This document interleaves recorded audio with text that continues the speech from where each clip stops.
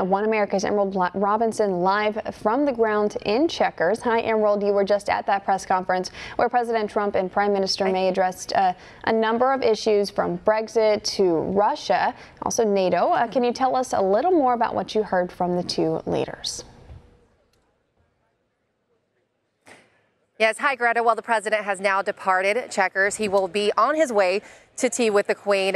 Like you said, the president and Theresa May touched on a lot of topics, but specifically Brexit, the president's comments on Brexit, and then also Russia dominated the press conference. The president pushed back on the article in The Sun that said that he was highly critical of Theresa May. He said that it didn't really represent the way in which he actually praised Theresa May and said she was doing an excellent job. And if you saw the two leaders side by side, they did seem to have a good camaraderie after their bilateral meeting. There was there was some candor, there was some joking, there was what appears to have been a good relationship. So it seems like there's still a strong relationship there. There's no hard feelings in regards to that Sun article. In fact, the president said that as soon as he saw Prime Minister May, he did apologize for that, saying that it didn't really truly capture the way in which she praised her as well. Now, in going back to Brexit, now the president wouldn't really specifically say the ways in which he specifically advised May that he would handle Brexit, that he thought would be better, but he did say that he felt, again, that the UK would be successful no matter which way they handled it.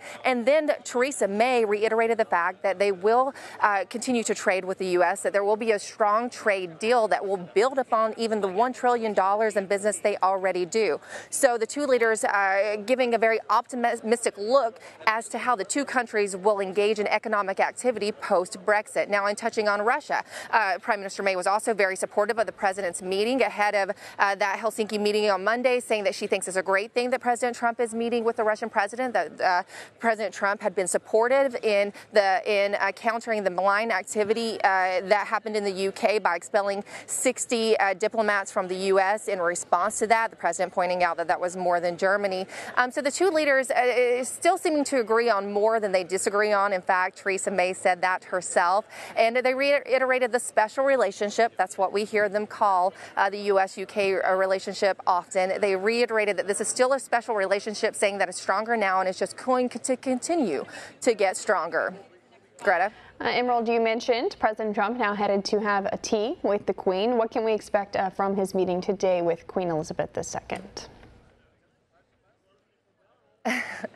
Well, you know, he said that he's very proud to be taking the First Lady to tea with the Queen. So this is more of a formal photo opportunity.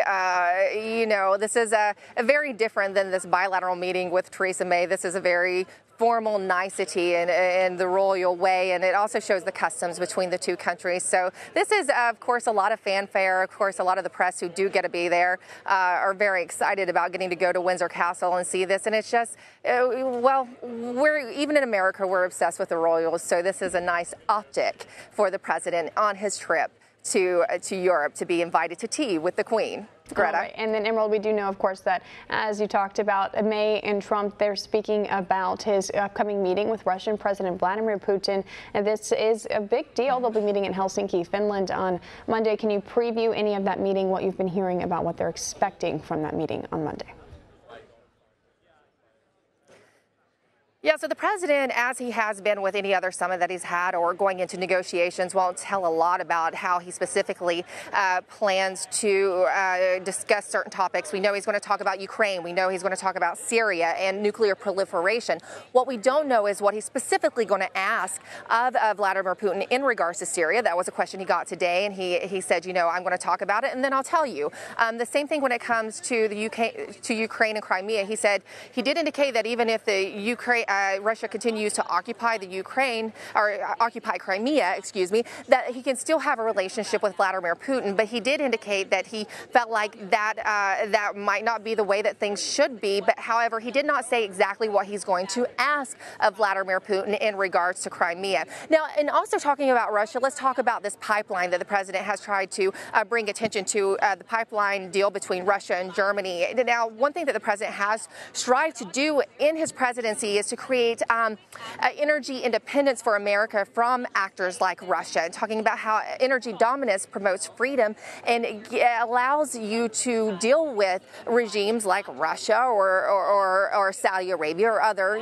strong oil producers that might control you through your energy dependence. So he pointing out that he's very disappointed in Germany by pursuing this pipeline, and it's sounding like Theresa May is also supporting the president in that. She's kind of taking a lesson from President Trump by not giving all of her cards away on exactly how she felt about the pipeline, but saying that as long as that Britain is or the UK is in the EU, and that's till 2019, they'll continue to voice and discuss this issue at the EU table in regards to Germany doing this deal. So it sounds like Theresa May is in line with the president in thinking that this is probably not the best idea for Germany to pursue that pipeline. Want to see more videos like this? Click on the link below and subscribe to One America News on YouTube, and call your cable provider and kindly demand that One America News is added to your lineup. Call and subscribe today.